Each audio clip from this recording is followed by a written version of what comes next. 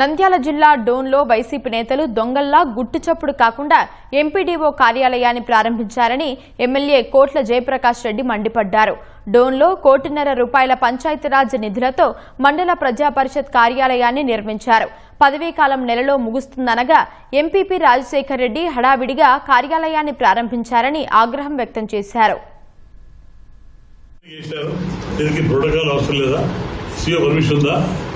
లేదా collector permission ఉందా, లేదా డిప్యూటీ చీఫ్ మినిస్టర్ పర్మిషన్ ఉందా? ఒక ఎమ్మెల్యే తెలకుండా, ఎంపీడీ తెలకుండా, ఆర్ఎంపీ తెలకుండా, ఎవరో తెలకుండా ఇలా చేస్తే భద్రత నడుపుతున్నాడు బైకప్ప.